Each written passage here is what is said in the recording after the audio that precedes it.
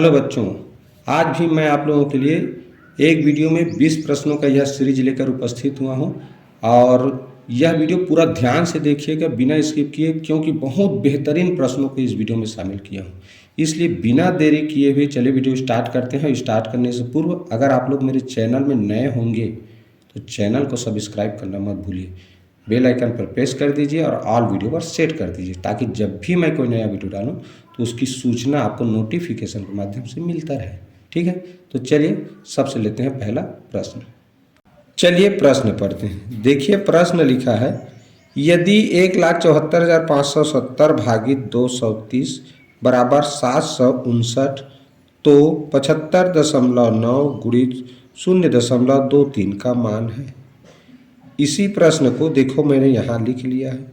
ठीक, यहाँ ये जो भाग चिन्ह के बाएं तरफ जो संख्या रहता है उसे बोलते हैं भाज्य, और भाग चिन्ह के दाएं तरफ जो संख्या रहता है उसे बोलते हैं भाजक।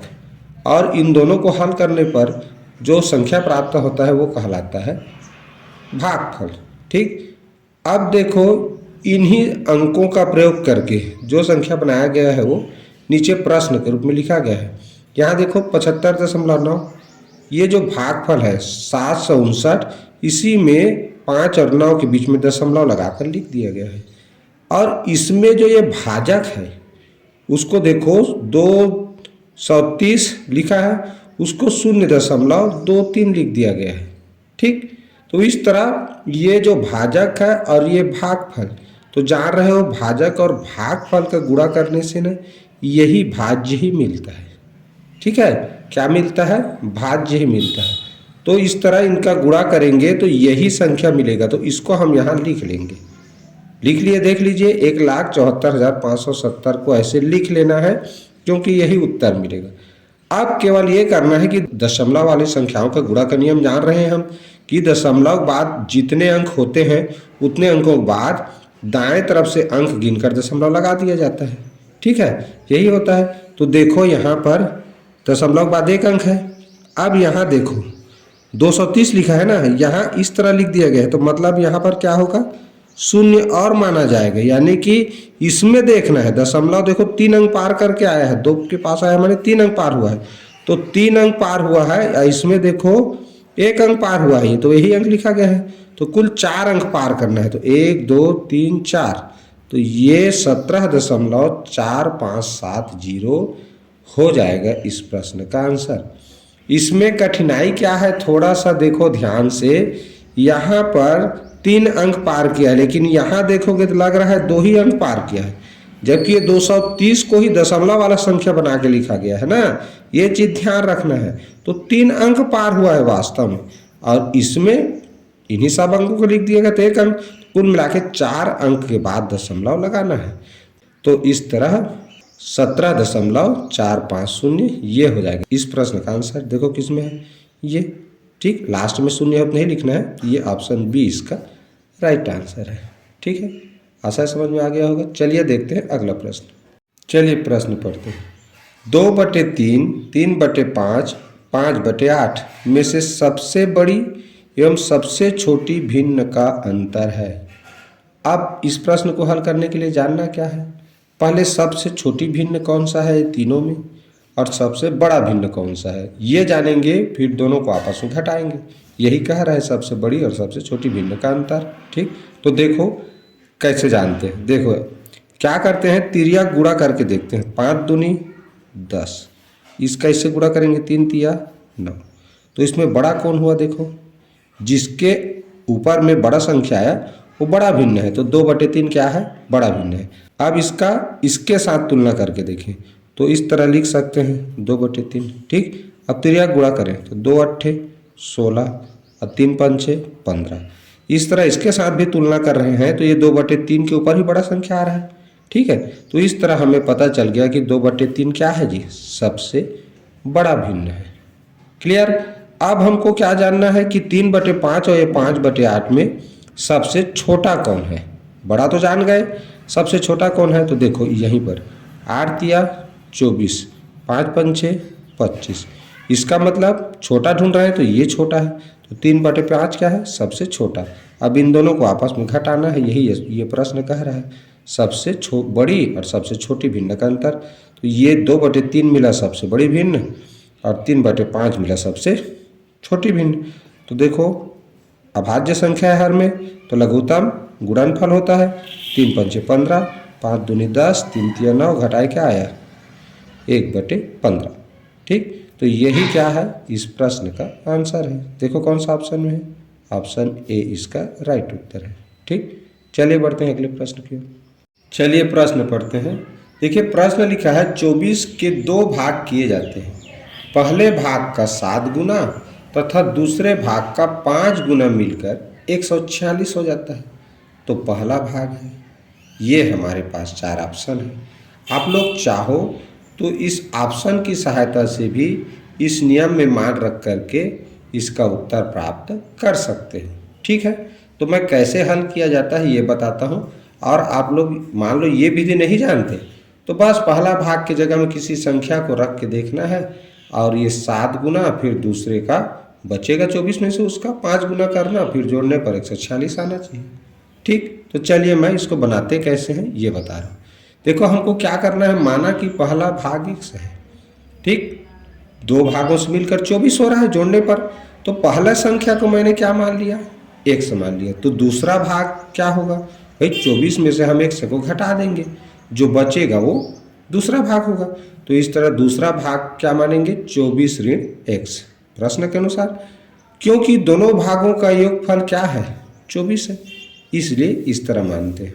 तो पहले भाग का 7 गुना क्या होगा, पहले भाग को x माने हैं तो पहले भाग का 7 गुना क्या होगा 7x होगा, और दूसरे भाग का 5 गुना, तो दूसरे भाग को क्या माना है हमने 24 ऋण x, तो 5 गुना माने 24 ऋण x का गुणा 5 से करेंगे तो क्या आएगा 5 24 120, अब 5 x का x से गुणा करेंगे 5x आएगा। ठीक, तो ये हो गया 5 गुना। अब प्रश्न कह रहा है कि पहले भाग के 7 गुना और दूसरे भाग के 5 गुना का योग करेंगे, यानी कि मिला देंगे, तो ये हमारा देखो मिला ना 5 गुना दूसरे भाग का, ये 7 गुना है, दोनों को जोड़े तो 146 होना चाहिए। इस तरह देखिए हमारे पास एक समीकरण मिल गया। अब क्या करना है, देखो यहाँ x का मान जानना है, तो ये 120 को क्या करेंगे पक्षांतर करेंगे, तो प्लस में है धन में है, इसलिए इधर माइनस हो जाएगा। अब देखो 7x ऋण 5x है, तो 7x में से ऋण 5x घटेगा क्या आएगा जी 2x आएगा। ठीक, अब हमको x का तो मान जानना है ना, तो 2 गुणा में है x के साथ पक्षांतर करेंगे भाग हो जाएगा। ठीक, तो भाग हो जाएगा, तो यहाँ पहले हमने क्या किया है देखो 146 में से 120 घटाया तो आया 26। अब 2 को पक्षांतर किए तो गुणा में था x के साथ तो भाग में आया, तो 26 को 2 से भाग किए तो कितना आया 13। इस तरह हमने x को ही क्या माना था देखो पहला भाग, तो पहला भाग यानी कि x का मान मिल गया 13। ठीक, तो यही वह संख्या है पहला भाग। तो देखिए कौन सा ऑप्शन में है, ऑप्शन ए इसका राइट आंसर है। ठीक, आशा है यह भी समझ में आ गया हो। चलिए देखते हैं अगला प्रश्न। चलिए प्रश्न पढ़ते हैं। देखिए प्रश्न लिखा है कौन सी राशि का 8% वार्षिक साधारण ब्याज की दर से 4 वर्षों में मूलधन व साधारण ब्याज का अंतर 340 रुपया हो जाएगा। जब भी इस तरह कौन सी राशि का ऐसा पूछे तो समझ जाओ उस प्रश्न में मूलधन ज्ञात करने के लिए कहा गया है, यानी कि हमको इस प्रश्न में मूलधन ज्ञात करना है। अतः क्या करेंगे, मैं बताया हूँ जिस प्रश्न में भी मूलधन पता नहीं है उसमें मूलधन को क्या मानना है 100 रुपये, क्या मानना है 100 रुपये। अब फिर इस तरह ये जो मान है इसको लिख लो, मूलधन दर समय ब्याज, इसी क्रम में ही लिखना है, ये भी याद रखना, मूलधन फिर दर फिर समय फिर ब्याज। अब क्यों लिखते हैं बता रहा हूँ। मूलधन को क्या माना हमने 100, दर प्रश्न में दिया है 8%, समय भी प्रश्न में दिया है 4 वर्ष। अब बता दूं कि अगर 100 मूलधन हो तो दर और समय का गुणनफल हो जाता है ब्याज, तो 8 चौक 32 रुपये ब्याज हुआ। कब, जब मूलधन 100 रुपये था। अब देखो मूलधन व साधारण ब्याज का अंतर कितना दिया है 340, प्रश्न में दिया है ना, मूलधन और साधारण ब्याज का अंतर 340 है। और जब हमने 100 मानते हुए इस तरह ब्याज निकाला तो ये जो 100 रुपये मूलधन माने हैं और उसका ब्याज आया है 32 रुपये, तो इस मूलधन और इस ब्याज का अंतर देखो कितना आया, 100 में 32 घटाएंगे 68। ठीक, तो 100 मानते हुए मूलधन को और जो ब्याज प्राप्त किया और उसका अंतर जो निकाला, इन दोनों को आपस में घटाया, तो यही तो अंतर कहलाता है, तो 68 मिला। जबकि प्रश्न में दिया है मूलधन और साधारण ब्याज का अंतर 340। तो बस जो प्रश्न में दिया है उसको हमें ये 100 मानते हुए जो मूलधन और ब्याज का अंतर मिला उससे भाग करना रहता है। तो इससे भाग करेंगे तो क्या मिलेगा, देखो 34 एकम 34, 34 दूनी 68, तो ये क्या बचा 10/2। तो 2 से भाग करोगे तो क्या आएगा जी 5। तो ये 5 जो भागफल मिला उसका गुणा करना है इस 100 से, क्योंकि हमने मूलधन को क्या माना था 100। या इस तरह ये 100 के साथ गुणा करेंगे 5 का, तो क्या मिलेगा 500। तो यही 500 ही वह मूलधन है और इस प्रश्न का आंसर है। देखो कौन सा ऑप्शन, ऑप्शन डी, यही इस प्रश्न का सही आंसर है। ठीक, आशा है यह भी समझ में आ गया होगा। चलिए पढ़ते हैं अगला प्रश्न। देखिए लिखा है 270 तथा 405 का लघुत्तम समापवर्ती तथा महत्तम समापवर्तक का अनुपात ज्ञात कीजिए। सिंपल सी बात है, 270 और 405 का पहले क्या निकालेंगे, लघुत्तम समापवर्त, इस तरह भाज्य गुणनखंड विधि से। फिर उसी तरह 270 और 405 का महत्तम समापवर्तक निकालेंगे इसी तरह अभाज्य गुणनखंड विधि से। अब दोनों में क्या अंतर होता है, इसमें जब भी भाग देते हैं तो दोनों संख्या, दो संख्या है तो दोनों संख्या भाग जाएगा, उसी संख्या से ही भाग करते हैं। जब दोनों संख्या भाग जाना बंद हो जाता है, ठीक है, तो भाग करना बंद कर दिया जाता है। तो इस तरह हमको मिला इसमें 3 गुणित 3 गुणित 3 गुणित 5, इसको हल करेंगे तो मिलता है 135। यानी कि 270 व 405 का महत्तम समापवर्तक निकल के आता है 135 और 270 व 405 का लघुत्तम समापवर्त निकल के आता है 810। अब प्रश्न में कहा गया है 270 व 405 के लघुत्तम समापवर्त और महत्तम समापवर्तक का अनुपात लिखना है। तो लघुत्तम समापवर्त मिला 810, महत्तम समापवर्तक मिला 135।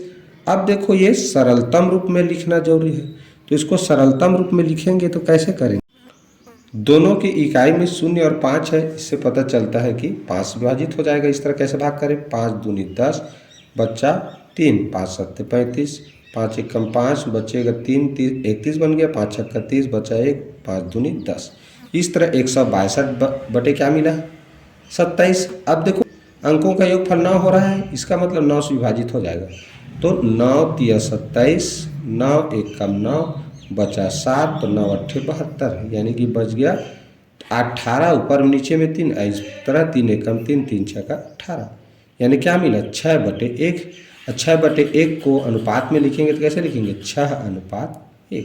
यही इस प्रश्न का आंसर है। प्रश्न में लघुत्तम समापवर्त और महत्तम समापवर्तक का अनुपात पूछा गया था, जिसे हमेशा सरलतम रूप में लिखा जाता है। तो देखो कौन सा ऑप्शन में है, ये ऑप्शन ए इसका राइट आंसर है। ठीक है, आशा है समझ में आ गया होगा। चलिए प्रश्न पढ़ते हैं। एक लड़का 8 किलोमीटर प्रति घंटा की गति से एक वर्गाकार विद्यालय की 2 चक्कर लगाने में 15 मिनट का समय लेता है।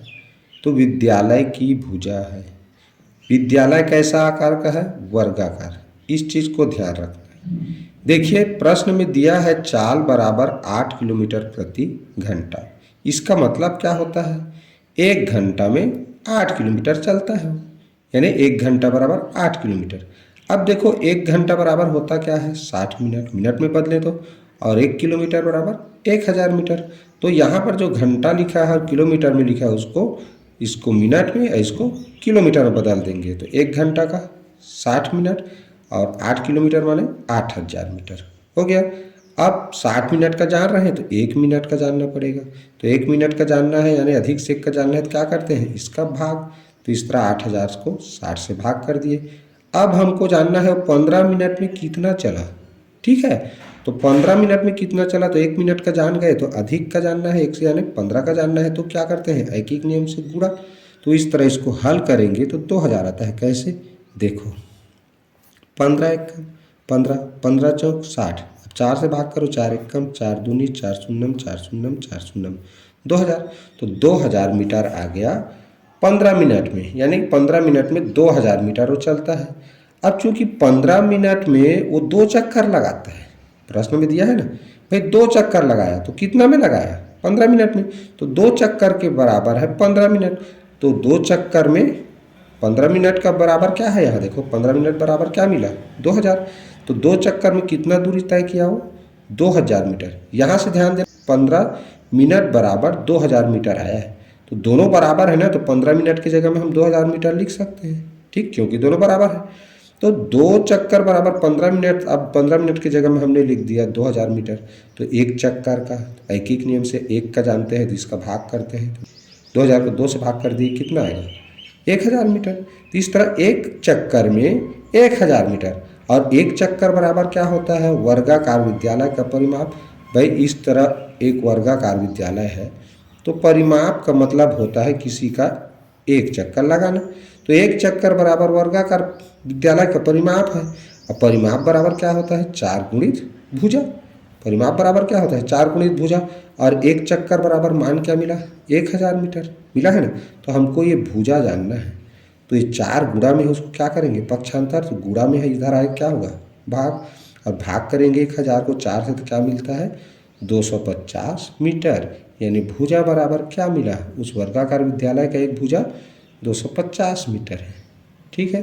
तो इस तरह ऐसे प्रश्नों को हल कर सकते हो। कौन सा ऑप्शन में है, देखो ऑप्शन बी इसका राइट आंसर है, ठीक है। चलिए देखते हैं अब अगला प्रश्न। देखिए प्रश्न लिखा है 31/7 में वह छोटी से छोटी भिन्न क्या जोड़ा अथवा घटाया जाए कि पूर्ण संख्या प्राप्त हो। देखो ऐसे प्रश्न को हल करना बहुत सरल है। क्या करेंगे, हम देखेंगे कि 31/7 में अगर 4/7 जोड़ें, भाई नीचे हर में 7 है, हर में जिसके 7 लिखा हो उसी को ही जोड़ेंगे। तो देखते हैं हम यहाँ 7 का पहाड़ा पढ़ के, तो 7 एकम 7, 7 दूनी 14, 7 21, 7 चौक 28, 7 पंचे 35, यानी कि 31 से आगे 35 वह संख्या है जो कि 7 से पूरी तरह विभाजित होती है। तो 31 में 4 जोड़ने पर क्या हो जाएगा जी 35 हो जाएगा, इसीलिए 4/7 जोड़ने पर ऐसा मैंने लिखा। समझ आ रहा है। हमको ये देखना है 7 का पहाड़ा पढ़ के कि 31 के ठीक आगे 31 से बड़ा कौन सा संख्या है जो 7 से विभाजित होता है। तो 31 से बड़ा संख्या में 35 है, ठीक। तो 35 कब होगा जब 31 में 4 जोड़ेंगे, इसलिए 31 में 4/7 जोड़ने पर तो कितना आया 35/7। अब 31 के पहले कौन सा संख्या है, तो 7 चौक 28 आता है, तो 28। तो अब 31 में कितना घटाएंगे तो 28 आएगा, स्वाभाविक सी बात है 3, इसलिए 31/7 में से 3/7 घटाने पर करके किया। तो 31/7 में से 3/7 घटाया क्या मिला 28/7। अब 4/7 और 3/7 में सबसे छोटी भिन्न कौन सा है 3/7 है। कैसे जाने, देखो 4/7 लिख दो, 3/7 लिख दो। मैंने पिछले प्रश्न में बताया था कि अगर हर समान हो तो अंश जिसका छोटा होता है वो छोटा भिन्न होता है, हर जिसका बड़ा होता है वो बड़ा भिन्न होता है, ठीक। तो इस तरह ये 3/7 क्या है छोटा भिन्न है, अतः ऑप्शन सी यानी कि 3/7 ही सही उत्तर है, ठीक। क्योंकि ये छोटा से छोटा लिखा है ना, छोटी से छोटी भिन्न क्या घटाया जाए कि वह पूर्ण संख्या बन जाए, क्या बन जाए पूर्ण संख्या। तो इस तरह देखो इसको घटा रहे हैं तो पूर्ण संख्या बन जा रहा है। कैसे, ये 7 एकम 7 चौक पूर्ण संख्या बन गया ना, ये भी बन रहा है, लेकिन सबसे छोटी भिन्न पूछा गया है जिसको घटाया या जोड़ा जाए तो पूर्ण संख्या बन जाए, तो ये भी पूर्ण संख्या बन रहा है। लेकिन ये दोनों में से जोड़ा, जिस भिन्न को जोड़ा गया और जिस भिन्न को घटाया गया उसमें सबसे छोटा ये है, इसलिए यही आंसर है, ठीक है। चलिए चलते हैं अगले प्रश्न पर। चलिए पढ़ते हैं प्रश्न। प्रथम 5 अभाज्य संख्याओं के योग का अभाज्य गुणनखंड होंगे। क्या लिखा है, प्रथम 5 अभाज्य संख्याओं का योग। तो पहले प्रथम 5 अभाज्य संख्या लिखेंगे। प्रथम यानी शुरू से, जहाँ से अभाज्य संख्या शुरू होता है, तो 2 3 5 7 11 ये 5 अभाज्य संख्या हो गए। उसके बाद लिखा है योग कर रहे हैं, तो इनको योग कर लिए तो मिला 28। अब योग का अभाज्य गुणनखंड लिखा है, तो ये योग मिला 28 और 28 का अभाज्य गुणनखंड निकाले तो क्या मिला हमको 2 × 2 × 7। क्या मिला 2 × 2 × 7। तो यही है प्रथम 5 अभाज्य संख्याओं के योग का अभाज्य गुणनखंड। देखो कौन सा ऑप्शन में है, ऑप्शन सी इसका राइट आंसर है। ठीक, चलिए चलते हैं अगले प्रश्न में। चलिए प्रश्न पढ़ते हैं। यदि 90 किसी संख्या के 18% के बराबर है तो वह संख्या है। देखिए यहाँ संख्या भी दिया है और उसका प्रतिशत मान भी दिया है। ऐसे प्रश्नों को कैसे हल करते हैं, देखो कभी भी इस तरह के प्रश्न हो तो उस संख्या को हमेशा 100% मानना है जिस संख्या के बारे में हमको जानना है। तो माना कि वह संख्या 100% है, तो प्रश्न में दिया है 18% 90 के बराबर है। कितना के बराबर है, 90। तो 1% का जान लेते हैं, तो ऐकिक नियम से 1 का जानते हैं तब इसका भाग किया जाता है। अब संख्या जानना है और संख्या को तो 100% माना है, तो 100% बराबर 1% का जान गए तो 1 से अधिक का जानना है तो उसका गुणा कर दिया जाता है। इस तरह इसको हल करेंगे क्या होगा, 18 एकम 18, 18 पंचे 90, क्या मिला 5 गुणित 100। तो इस तरह 5 गुणित 100 करो, क्या आएगा 500। अतः वह संख्या क्या है, 500 है। देखो कौन सा ऑप्शन में है, ऑप्शन बी इसका सही उत्तर है। ठीक, चलिए बढ़ते हैं अगले प्रश्न में। चलिए प्रश्न पढ़ते हैं। एक वस्तु को 700 रुपये में बेचने पर लाभ होता है। यदि इस वस्तु को 500 रुपये में बेचा जाता है तो दुकानदार को पहले होने वाली लाभ से, किससे, इसको याद रखना है, लाभ से 3 गुना हानि होती है। यानी हानि ज़्यादा हो रहा है, याद रखना। अगर लाभ को 1 माने तो हानि 3 के बराबर है। इस वस्तु का क्रय मूल्य क्या है। इस तरह के प्रश्न मैं पिछले वीडियो में कई ठो बता चुका हूँ। चलिए देखते हैं। इस तरह के प्रश्न में क्या लिख लेना है, विक्रय मूल्य, हानि, क्रय मूल्य, लाभ, विक्रय मूल्य। ऐसा मैंने क्यों लिखा, यहाँ क्रय मूल्य को लिखा हूँ, ये लाभ की स्थिति में विक्रय मूल्य अधिक होगा और हानि की स्थिति में विक्रय मूल्य कम होगा। तो इधर लिखा है यानी कम हो रहा है, इधर ज़्यादा हो रहा है। ठीक, अब देखो 500 विक्रय मूल्य हानि की स्थिति में है, प्रश्न में लिखा है, और जब लाभ होता है तो विक्रय मूल्य 7 है। अब प्रश्न कह रहा है कि लाभ से हानि 3 गुना है, तो लाभ को अगर 1 माने तो हानि 3 होगा। तो इस तरह इस विक्रय मूल्य, हानि वाला विक्रय मूल्य और लाभ वाला विक्रय मूल्य के बीच में देखो ये 3 हानि और 1 लाभ का अंतर है। यानी इस तरह 3 और 1 को जोड़े तो कितना हुआ, 4। यानी 4 भाग का अंतर हानि वाला विक्रय मूल्य और लाभ वाला विक्रय मूल्य में है। तो ये संख्या में अंतर कितना है ये पहले जान लें। तो 700 में से 500 घटाएं, कितना आया, 200। ये 200 ये 4 भाग के बराबर है। इस तरह 4 भाग के बराबर ये 200 है, तो 1 भाग के बराबर क्या होगा, ऐकिक नियम से बटे 4। तो इसको हल करेंगे, क्या आएगा 50। क्या आया 50। अब देखो क्रय मूल्य, विक्रय मूल्य और हानि को जोड़ने पर प्राप्त होता है। कब, अगर क्रय मूल्य जानना है तो क्रय मूल्य कैसे मिलेगा जी, ये जो हानि हुआ और विक्रय मूल्य है जो हानि पर, उसको जोड़ देंगे तो विक्रय मूल्य और हानि को जोड़ देंगे। तो ये विक्रय मूल्य है 500 और हानि है 150। कैसे जाने, देखो 1 भाग के बराबर 50 आया और 1 भाग के बराबर किसको माने थे, लाभ को, और हानि 3 भाग के बराबर है तो हमको हानि जानना था यहाँ। तो इस तरह 3 भाग के बराबर 150 होगा। 1 भाग 50 है तो 3 भाग 150। तो इस तरह हानि जान गए, लाभ ये लाभ है। अब 2 तरीका से हल कर सकते हो। पहला, अगर हम इधर से जाने यहाँ से क्रय मूल्य, तो ये क्रय मूल्य अगर विक्रय मूल्य हानि से जाने तो विक्रय मूल्य में हानि को जोड़ने से क्रय मूल्य मिलता है। तो ये विक्रय मूल्य में हानि को जोड़ दिए तो देखो 650 क्रय मूल्य मिला। अगर इधर से जानते लाभ की स्थिति में तो क्रय मूल्य बराबर क्या होता है, विक्रय मूल्य में से लाभ को घटाना रहता है। तो इस तरह विक्रय मूल्य कितना है 700 लाभ की स्थिति में, और लाभ है 50, तो 700 में से 50 घटाएंगे तो भी 650 आएगा। ठीक, तो दोनों कंडीशन में से किसी भी तरह से ये क्रय मूल्य ज्ञात कर सकते हो। ठीक, जब लाभ और हानि की राशि पता चल जाए तब। उसको कैसे ज्ञात करते हैं मैंने यहाँ बताया। बस ये अंतर होता है, यही चीज़ ध्यान देना, लाभ और हानि कितना गुना हुआ का कम ज़्यादा। ये इससे 3 गुना है तो मतलब इसको 1 मानना है, 3 4, तो 4 भाग का अंतर हो गया ये दोनों विक्रय मूल्य में। ठीक है, इस तरह से प्रश्न को हल किया जाता है। चलिए बढ़ते हैं अब अगले प्रश्न की ओर। देखिए प्रश्न लिखा है, निम्न में से कौन सा व्यंजक 6 सही 3/4 के बराबर है। तो देखो इसको हल करके देखना है। इसके लिए क्या करेंगे, 6 सही 3/4 को दशमलव रूप में व्यक्त करने पर, क्योंकि देखो प्रश्न में दशमलव रूप में है ना, तो 6 सही 3/4 को दशमलव बदलेंगे पहले। तो इसको विषम भिन्न बनाया तो क्या मिला, 6 चौक 24 और 3 27, 27/4। अब इस 27/4 यानी कि 27 को 4 से भाग किए तो हमें दशमलव प्राप्त हुआ 6.75। अब देखो ये 4 ऑप्शन दिए हैं, इसको जब मैंने जोड़ के देखा तो पहला ऑप्शन को जोड़ के देखोगे 2.6 धन 1.25 धन 2.9, तो ये 6.75 आ जाता है। तो इसका मतलब क्या है, यही इसका राइट आंसर है, ऑप्शन ए। बाकी जितने भी 3 और ऑप्शन है उनको जोड़ कर देखोगे तो 6.75 नहीं आते। ठीक, तो इस तरह से ऐसे प्रश्नों को हल किया जा सकता है।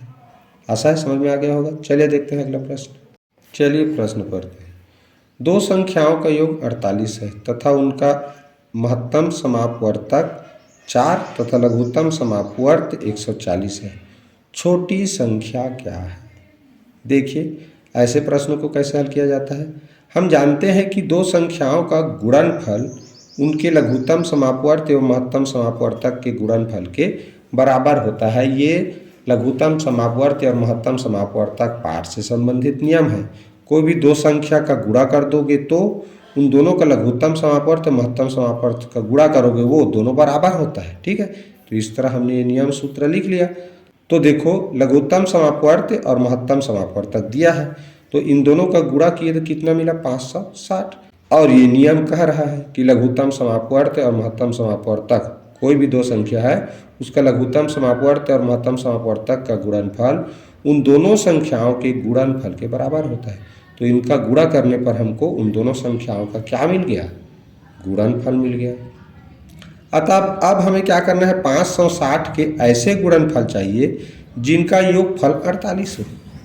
भाई 560 को ऐसे दो संख्याओं के गुणनफल के रूप में लिखना है जिनका योगफल करें जिन दोनों संख्याओं का तो 48 मिले। तो देखो चूंकि इसके इकाई में शून्य है इसीलिए पहले 10 के साथ देखें। तो भाई 10 और 56 का गुणा करोगे क्या मिलता है, 560। लेकिन 10 और 56 को जोड़ोगे तो 66 आता है, 48 नहीं आता। समझ में आ गया। अब 10 के आगे अगला जीरो कौन सा संख्या आएगा, 20। अब 20 के साथ अगर गुणा करें तो 28 का गुणा करोगे तो 560 आता है। अब इनको जोड़ो आपस में तो 48 आ रहा है। अब प्रश्न कह रहा है कि 560 का ऐसा गुणनफल चाहिए जिनका योगफल 48 हो। तो देखो इन दोनों को जोड़े तो 48 हो रहा है और गुणनफल 560 आ रहा है। इसका मतलब यही दोनों वो संख्या है। अब प्रश्न में लिखा है कि छोटी संख्या क्या है, तो इन दोनों संख्या में छोटी क्या है, 20 है। अतः छोटी संख्या 20 होगा। देखो कौन सा ऑप्शन में है, ऑप्शन ए इसका राइट आंसर है। ठीक, चलिए चलते हैं अगला प्रश्न। चलिए प्रश्न पढ़ते हैं। एक व्यक्ति ने एक वस्तु को बेचकर क्रय मूल्य का 1/4 भाग हानि उठाई। यदि उससे 75 रुपये की हानि होती है तो वस्तु का विक्रय मूल्य है। 4 ऑप्शन है, कैसे करेंगे। माना कि क्रय मूल्य 100 रुपये है। ठीक है, क्या मान लेते हैं, 100 रुपये। तो क्रय मूल्य का 1/4 यानी का माने क्या होता है, गुणा। तो क्रय मूल्य को माने हैं 100, का यानी गुणा 1/4।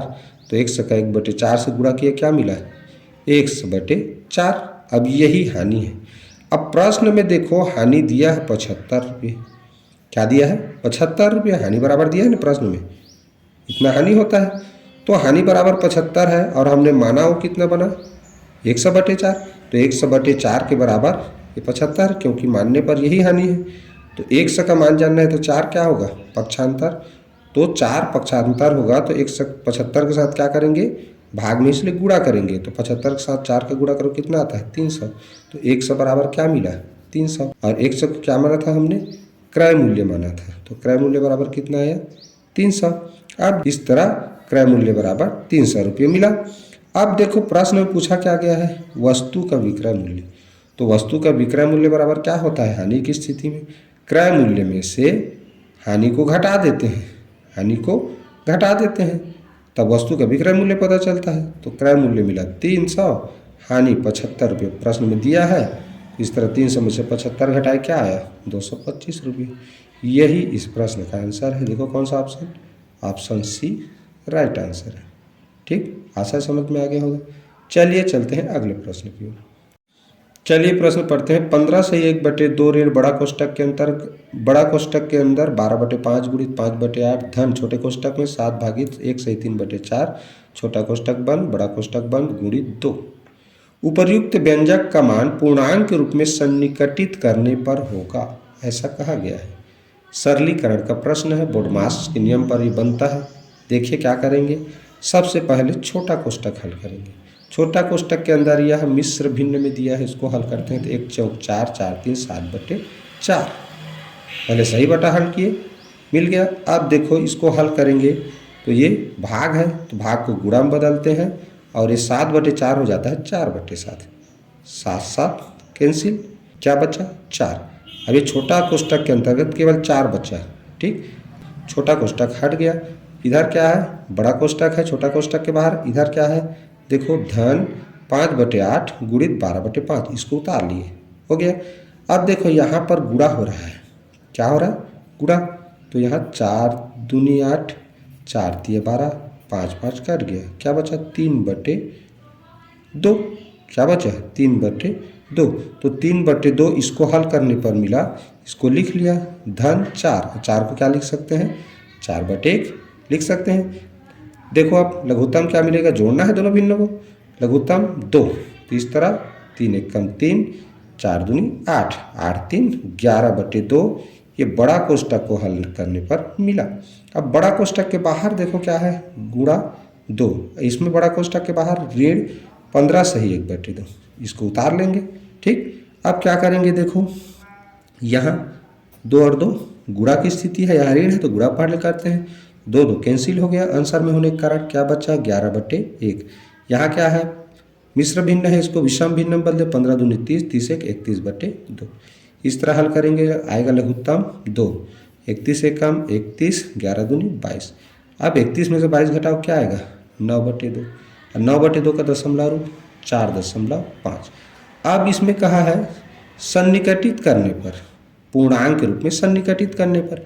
अब मैं बता दिया हूँ कि अगर दशमलव रूप में मिले, दशमलव बाद दशांश हो और दशांश 5 या 5 से बड़ा हो तब इकाई में 1 जोड़ दिया जाता है। तो अगर 4.5 की इकाई में 1 बढ़ा दें तो क्या हो जाएगा 5। तो यही क्या है इस प्रश्न का आंसर है। देखो कौन से प्रश्न में, option C is right answer, ठीक। चलिए अगले प्रश्न की। देखिए प्रश्न पढ़ते हैं। 3 रेखाएं व उनकी माप नीचे दी गई है। यदि इन तीनों रेखाओं से एक समकोण त्रिभुज की रचना की जाए तो इस त्रिभुज का क्षेत्रफल होगा। ये एक 5 सेंटीमीटर का रेखा है, ये 4 सेंटीमीटर, ये 3 सेंटीमीटर। तो समकोण त्रिभुज का जो नियम होता है वो कहता है कि हम इन दोनों में से तो किसी को आधार या लंब बना सकते हैं, लेकिन जो सबसे बड़ी रेखा होगी उसको हमेशा कर्ण बनाना पड़ेगा, ठीक। समकोण त्रिभुज में तीनों भुजाओं के नाम होते हैं। ये जो निचले में भुजा है जिस पर वो टिका हुआ है, खड़ा हुआ है, ये आधार कहलाता है, खड़ी भुजा लंब, और ये तिर्यक रेखा कर्ण कहलाती है, ठीक। तो बड़ी भुजा को हमेशा कर्ण बनाना पड़ेगा और ये इसको लंब आधार दोनों में से कोई भी बना सकते हैं। तो मैंने 4 सेंटीमीटर वाले को लंब बनाया, 3 सेंटीमीटर वाले को आधार बनाया। अब देखिए समकोण त्रिभुज का अगर क्षेत्रफल जानना है तो उसका एक सूत्र है 1/2 गुणित आधार गुणित ऊंचाई। तो आधार तो हमको पता है 3 सेंटीमीटर, ठीक, हमने बनाया है, और ऊंचाई 4 सेंटीमीटर। तो आधार गुणित ऊंचाई करना है तो इनमें से कोई भी को अदला बदली करोगे तो भी अंतर नहीं आता। इसको आधार मानेंगे तो इसको लंब मानेंगे, और इसको लंब मानेंगे तो इसको आधार मान रहे हैं। तो कुल मिला के 4 और 3 का ही गुणा होना है। तो इस तरह क्या हुआ 4 तिया 12। अब 12 को 2 से भाग करोगे तो क्या आएगा 6, या ऐसे भी कर सकते हैं 2 एकम 2 2 दूनी 4 तो 3 दूनी 6 आएगा, तो 6 वर्ग सेंटीमीटर, क्योंकि क्षेत्रफल है इसलिए वर्ग सेंटीमीटर उत्तर आएगा। तो देखो कौन सा ऑप्शन में है, ऑप्शन ए इसका राइट आंसर है, ठीक। आशा समझ में आ गया होगा। चलिए देखते हैं अगला प्रश्न। चलिए प्रश्न पढ़ते हैं। एक वृत्ताकार मैदान के किनारे किनारे समान दूरी पर 9 आम के पेड़ हैं। सभी पेड़ों को एक दूसरे से जोड़ने वाली सीधी रेखाएं खींचने हैं, कितने रेखाएं खींचने पड़ेंगी। देखिए ऐसे प्रश्नों को हल करना बहुत सरल है। कैसे करते हैं देखो, मान लो इस तरह 9 बना लिए, कितना बना लिए 9 पेड़ बना लिए, 1 2 3 4 5 6 7 8 9। तो ये कह रहा है मान लो ये पेड़ है तो सबको ऐसे जोड़ेंगे, इसको जोड़ दिए, इसको जोड़ दिए, इसको जोड़ दिए, इसको जोड़ दिए, ये इस तरह। अब इसको जब जोड़ेंगे तो देखो इनसे तो पहले से जुड़ गया है ना, इससे पहले से जुड़ गया है, तो और एक से कम जोड़ना पड़ेगा। तो यहाँ ये प्रश्न कैसे हल किया जाता है आप लोगों को बता दूं शॉर्ट ट्रिक। इस प्रकार के प्रश्न को प्राकृत संख्या के योगफल ज्ञात करने वाली विधि से आसानी से ज्ञात किया जा सकता है। जितने पेड़ हैं उससे एक कम, अर्थात इसमें 9 पेड़ हैं तो 8 तक के प्राकृत संख्याओं का योगफल ज्ञात करना है बस। यानी 9 पेड़ है तो क्रमागत 8 संख्याओं का योगफल ज्ञात करने वाला सूत्र से योग करेंगे तो ज्ञात हो जाएगा। ठीक, इसी प्रश्न में अगर ऐसे कहता कि 9 व्यक्ति हैं, 9 व्यक्ति एक दूसरे से हाथ मिलाएंगे और कोई डबल हाथ नहीं मिलाएगा, सभी एक दूसरे से एक बार हाथ मिलाएंगे, तो कितने बार हाथ मिलाना पड़ेगा? तो 9 रहेगा तो उसी तरह 8, यानी कि 8 प्राकृत संख्याओं को जोड़ना है। तो 8 प्राकृत संख्या जोड़ेंगे, क्या करते हैं, 8 अंतिम संख्या है और उस 8 में एक जोड़ देते हैं, बटे 2 कर देते हैं। इस तरह क्या मिलता है जी, देखो 8 गुणित 9, अब 2 से भाग किए हैं तो 2 एकम 2 चौक, यानी कि 9 चौक 36। ठीक, बस यही किए हैं। जितने भी पेड़ हैं उससे एक कम, अर्थात 8 तक की प्राकृत संख्याओं का योगफल ज्ञात करना है उसी नियम से। तो जानते हैं अंतिम संख्या 8, एक कम करना है, 9 है तो एक कम 8, अब 8 से एक अधिक तो 9 हो गया। इस तरह क्या मिला, 8 गुणित 9 बटे 2, 2 से भाग करो, 2 एकम 2 चौक, 4 गुणित 9 यानी कि 936 रेखाएं खिंचाएंगे। ठीक है, तो इसमें पेड़ के जगह में अभी मैंने बताया ना हाथ मिलाने वाला प्रश्न है, कुछ भी तो एक बार करना रहेगा उसमें। तो जितने लोग रहेंगे उससे एक कम संख्या मान लेना है। अब मान के चलना कि उतने प्राकृत संख्याओं का योगफल ज्ञात करना है। ठीक है, चलिए आशा ये भी समझ में आ गया होगा। अब बढ़ते हैं अगले प्रश्न की ओर। चलिए प्रश्न पढ़ते हैं। 11:05 PM का क्या मतलब है? इस तरह लिखा है कि कितना बज के कितना मिनट हो रहा है, सुबह की, शाम की, दोपहर की, रात, यही इस प्रश्न में पूछा गया है। तो देखो 4 ऑप्शन है। सुबह 11:05, तो यहाँ देखो 5 मिनट तो है, लेकिन सुबह के लिए यहाँ AM लिखा जाता है, PM नहीं लिखा जाता, तो ये उत्तर गलत है। रात 11:50, तो ये 5 लिखा है, 50 तो लिखा ही नहीं है, तो ये ऑप्शन भी गलत है। सुबह 11 तो सुबह शब्द आ गया, अब PM लिखा है तो ऐसे ही ये ऑप्शन गलत हो गया। अब देखो लिखा है रात 11:05, तो रात के लिए PM लिखा जाता है और ये 5 लिखा है, मतलब यही ऑप्शन सही है। देखो यहाँ कुछ नियम लिख दिया हूँ। PM का फुल फॉर्म होता है पास्ट मेरिडियन, इसे हिंदी में अपराह्न कहा जाता है। दोपहर 12 बजे से रात 12 बजे के बीच के समय को PM यानी कि अपराह्न कहा जाता है, तथा 05 का अर्थ होता है 5। इस आधार पर ऑप्शन डी या इस प्रश्न का सही उत्तर है। ठीक, यहाँ से समझा भी दिया हूँ। चलिए बढ़ते हैं अगले प्रश्न की ओर। चलिए प्रश्न पढ़ते हैं। देखिए प्रश्न लिखा है 20 मीटर तथा 15 मीटर चौड़ी एक आयताकार टंकी में 3 मीटर गहराई तक पानी है। इस पानी को 10 मीटर लंबी तथा 6 मीटर चौड़ी एक दूसरी आयताकार टंकी में डाल दिया तो दूसरी टंकी में पानी की गहराई होगी। प्रश्न क्या कह रहा है, प्रश्न अनुसार पानी का आयतन समान होगा। भाई एक टंकी से दूसरे टंकी में पानी अगर डालेंगे तो पानी का मात्रा कम ज़्यादा तो नहीं होगा ना, तो इस तरह पानी का आयतन कभी कम ज़्यादा नहीं होगा एक टंकी से दूसरे टंकी में डालने में, यानी कि आयतन समान है। तो पहली टंकी में पानी का आयतन बराबर दूसरी टंकी में भी पानी का आयतन क्या होगा, बराबर होगा। तो पहली टंकी में देखो लंबाई, चौड़ाई और गहराई, तो लंबाई कितना था पानी का, टंकी का 20 मीटर, चौड़ाई 15 और गहराई था 3 मीटर। और दूसरे टंकी में 10 और चौड़ाई 6 और गहराई पता नहीं है, तो दोनों बराबर है ना, दोनों का आयतन पानी का आयतन। तो इस तरह देखें तो यहाँ 2 ही दिया है ना, लंबाई चौड़ाई, इसलिए यहाँ मीटर वर्ग लिखा है, वर्ग मीटर। यहाँ 3 है इसलिए घन मीटर। अब देखो हमको इसको पक्षांतर करना है, गहराई का मान जानना है, तो ये पक्षांतर होगा तो नीचे आ जाएगा गुणा में, इसलिए भाग में। ठीक, अब ये वर्ग मीटर नीचे आएगा तो देखो इसमें का 2 घात इसमें का 2 घात कट जाएगा, 1 बचेगा ना, इसलिए 1 मीटर लिखाता है यहाँ। ठीक है, इसको भी समझो, 2 घात इसमें का 2 घात आपस में ऊपर नीचे कट जाएगा, बचेगा 1 ही मीटर, इसलिए मीटर लिखा है। अब देखो इसको कैसे घटाओगे, 10 एकम 10 दूनी, 3 एकम 3 दूनी, ये दो कैंसिल, क्या बचा 15 ही बचा ना, बाकी सब कट गया। तो इस तरफ 15 मीटर क्या हुआ, गहराई हुआ, 15 मीटर गहराई। अतः दूसरे टंकी में पानी की गहराई क्या है जी, 15 मीटर होगी। तो यही इस प्रश्न का सही उत्तर है। ठीक, आशा है समझ में आ गया होगा। बहुत सरल है। जब भी इस तरह पानी की मात्रा बराबर हो, एक टंकी से दूसरे टंकी में डालने पर कितना आएगा ऐसा बताए, तो पहले जिसका लंबाई चौड़ाई ऊंचाई सब पता है उसको, जिसका एक चीज़ पता नहीं है उसका, उससे भाग कर दो, तुरंत उत्तर मिल जाता है। ठीक है, चलिए बढ़ते हैं अगले प्रश्न में। चलिए प्रश्न पढ़ते हैं। एक गांव के 1000 निवासियों में से 60% पुरुष है, जिनमें से 20% साक्षर हैं। यदि गांव के कुल 25% निवासी साक्षर हों तो गांव के कितने प्रतिशत महिलाएं साक्षर हैं। काफ़ी लंबा चौड़ा हल होता है प्रश्न, तो एकदम सिस्टम से ऊपर में जैसा कहा गया है वैसे करते जाएंगे तो ये उत्तर मिल जाता है। देखो करना क्या है, गांव की पुरुष की संख्या पहले जानना है। तो गांव की पुरुष की संख्या क्या है, कुल संख्या, तो कुल संख्या 1000, 60% पुरुष लिखा है तो 1000 का 60% कर देंगे, यानी कि 1000 गुणित 7/100, तो क्या मिला 600। अब भाई 1000 में से 600 पुरुष है तो 400 बचा वो क्या है, महिला है। ठीक, तो 400 हमको महिला का संख्या भी मिल गया यहीं से।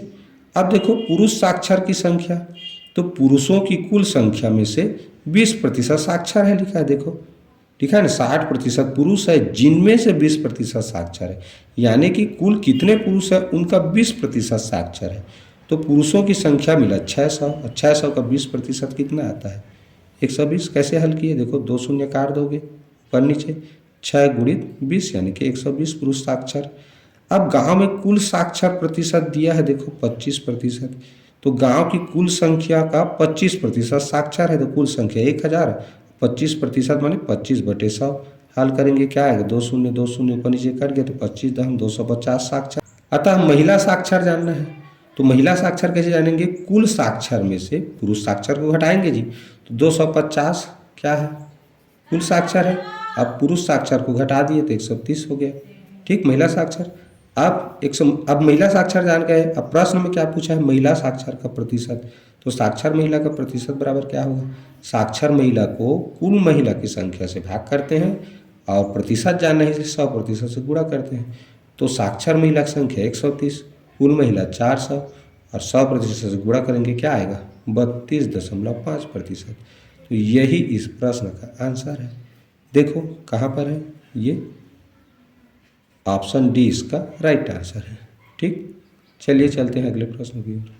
चलिए प्रश्न पढ़ते हैं। 60 किलोमीटर की दूरी को कोई व्यक्ति 90 किलोमीटर प्रति घंटा की चाल से जाता है तो 10 मिनट पहले पहुंच जाता है। सही समय पर पहुंचने के लिए चाल होगी। देखिए 60 किलोमीटर की दूरी को 90 किलोमीटर प्रति घंटा की चाल से जाने पर लगा समय, पहले समय जान लें तो कितना लगेगा, दूरी बटे चाल, समय बराबर क्या होता है दूरी बटे चाल।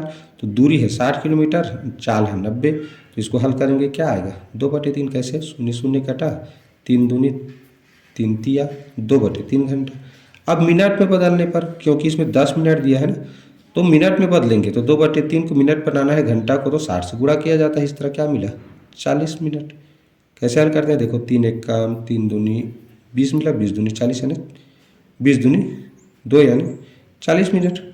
इस तरह 10 मिनट पहले पहुंचता है वो, 10 मिनट पहले पहुंचता है 90 किलोमीटर प्रति घंटा की चाल से जाने पर, तो उसको लेट लगना चाहिए ना, तो 40 मिनट लग रहा है, उसके बजाय 10 मिनट और जोड़ेंगे उसमें तो 50 मिनट, ये हो जाएगा वास्तविक समय। क्या हो जाएगा, वास्तविक समय। अब वास्तविक चाल जानना है, तो वास्तविक चाल जानना है, दूरी तो पता है प्रश्न में 60 किलोमीटर दिया है। अब वास्तविक समय क्या मिला 50, अब 50 मिनट को घंटा बनाएंगे तो क्या होगा 50/60। क्यों घंटा बनाएं, क्योंकि ऑप्शन में हमारा घंटा दिया है समय। ठीक है, तो इस तरह हमने इसको घंटा बना के किया। अब भिन्न के नीचे भिन्न हो तो उल्टा करके गुणा करते हैं, 50/60 क्या हो जाएगा 60/50। इस तरह ये कट गया, 5 एक कम 5 12 और 12 छक्का 72, तो 72 किलोमीटर प्रति घंटा क्या हुआ इस प्रश्न का आंसर। ठीक, तो ये देखो कौन सा ऑप्शन में है, ऑप्शन ए इसका राइट आंसर है। ठीक है, चलिए बढ़ते हैं अगले प्रश्न की ओर। चलिए प्रश्न पढ़ते हैं। एक 20 मीटर लंबी, 1 मीटर मोटी तथा 5 मीटर ऊंची दीवार बनाने में 20 सेंटीमीटर लंबी, 10 सेंटीमीटर मोटी तथा 5 सेंटीमीटर ऊंची कितने ईंटें लगेंगी। जब भी इस तरह कितने ईंटें लगेंगी ऐसा प्रश्न आए और दोनों का आयतन दिया हो तो सिंपल सी बात है, दीवार के आयतन को एक ईंट के आयतन से भाग कर देना, ईंटों का संख्या निकल जाता है। देखो दीवार का आयतन माने क्या होता है, लंबाई गुणित ये दीवार का मोटाई है, फिर ये ऊंचाई बटे दीवार। एक ईंट का आयतन माने ईंट का लंबाई, मोटाई और ऊंचाई के साथ आपस में गुणा करना है। दीवार का लंबाई कितना है 20, मोटाई 1 मीटर, ऊंचाई 5 मीटर, ठीक। ईंट का 20 सेंटीमीटर, 10 सेंटीमीटर, 5 सेंटीमीटर। अब ये सेंटीमीटर में है, ये मीटर में है, तो ऊपर वाले को भी सेंटीमीटर बनाना है। तो 20 में 100 का गुणा करेंगे, सेंटीमीटर बनाना है, मीटर को सेंटीमीटर, तो 20 में 2 शून्य जोड़ देंगे, 100 से गुणा करते हैं तो क्या बन जाएगा 2000। इसमें 100 से गुणा करेंगे तो 100 एक कम 100, इसमें 100 का गुणा करेंगे तो 100 पंचे 500।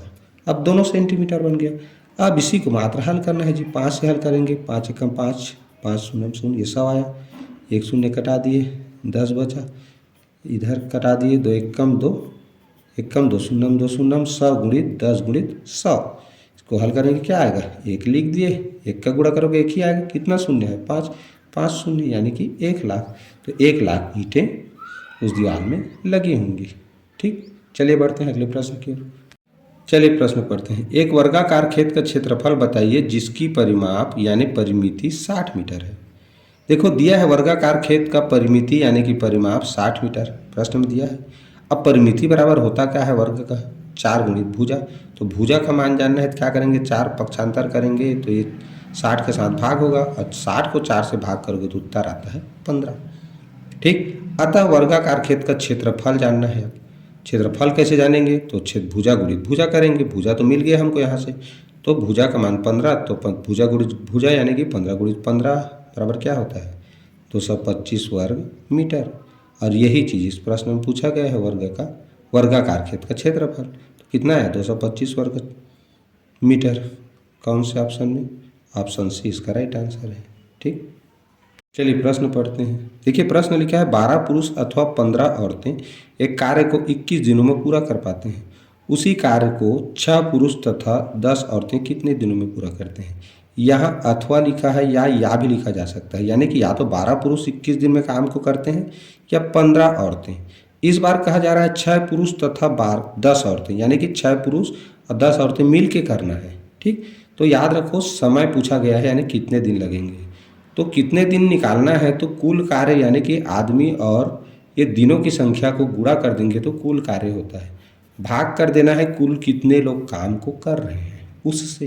देखिए इस तरह प्रश्न में करना क्या है, या जो दिन लिखा है ना, दिन के करीब में कौन है 15 औरतें, तो 15 और 21 का गुणा कर दो, ये हो जाएगा कुल कार्य, ठीक। क्योंकि या तो 12 पुरुष करेंगे या 15 औरतें, तो हम 15 औरतें कर रहे हैं ऐसा मान के चलें।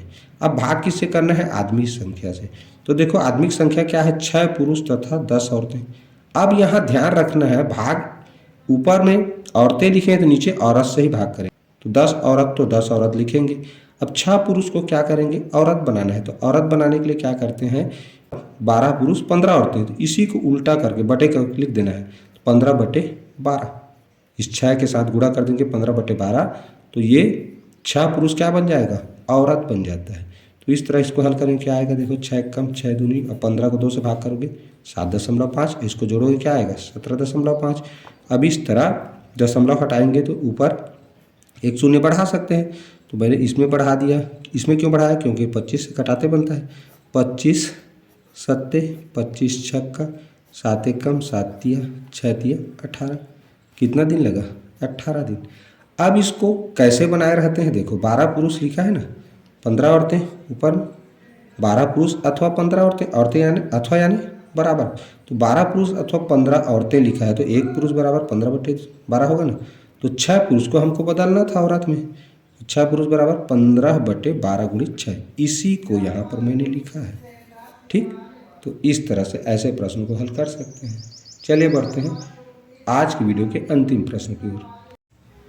चलिए प्रश्न पढ़ते हैं। एक रेलगाड़ी एक स्टेशन से 72 किलोमीटर प्रति घंटे की गति से 2:15 बजे अपराह्न PM पर चलती है। 90 किलोमीटर की दूर एक स्टेशन पर यह कितने बजे पहुंचेगी। देखिए सबसे पहले क्या करेंगे, समय ज्ञात करेंगे, यानी कि वो कितना घंटा चला। तो समय बराबर क्या होता है, दूरी बटे चाल। तो इस तरह 90 दूरी दिया है, 72 चाल, तो 5/4 घंटा। 5/4 घंटे को मिनट में बदलेंगे तो क्या होगा, 60 से गुणा कर देते हैं, इस तरह मिला 75 मिनट। अब 75 मिनट को घंटा मिनट में बदलें तो 60 मिनट को बना देंगे 1 घंटा, अब बचेगा 15 मिनट, वो बन जाएगा मिनट। तो 1 घंटा 15 मिनट का समय लगा। अतः अंतिम समय, तो भाई प्रारंभिक समय कितने बजे वो चलना शुरू किया था, 2:15 में, तो उसमें कितना समय लगा उसको जोड़ते हैं। तो कितना समय लगा, 1 घंटा 15 मिनट, तो 15 मिनट जोड़े 30 मिनट, और 2 में 100 जोड़े 3, यानी कि 3:30 PM है तो PM ही आएगा। ठीक, इस तरह अपराह्न। तो ये देखो कौन सा ऑप्शन में है, ये ऑप्शन बी इसका राइट आंसर है। ठीक है, तो बच्चों आज का यह वीडियो आप लोगों को कैसा लगा प्लीज़ कमेंट करके ज़रूर बताइए। वीडियो बहुत मेहनत करके इतना लंबा चौड़ा वीडियो बनाता हूँ। वीडियो को लाइक करना मत भूलिए, अपने दोस्तों में अधिक से अधिक शेयर जरूर कीजिए। और आप लोगों को बता दूँ, ये मेरा जो 20 प्रश्न एक वीडियो वाला सीरीज है, ये सारे वीडियो अगर आप लोगों ने बहुत ही ध्यान से देख लिया तो जवाहर नवोदय विद्यालय के जो प्रवेश परीक्षा है ना, इसको आप चुटकी में हल कर सकते हैं, विशेषकर गणित के प्रश्नों को बोलना। ठीक है, क्योंकि ये गणित का वीडियो है, तो इसलिए वीडियो को लाइक करना मत भूलिए और कमेंट तो ज़रूर किया कीजिए। ठीक, और पूरा वीडियो देखें, इसके लिए बहुत बहुत धन्यवाद।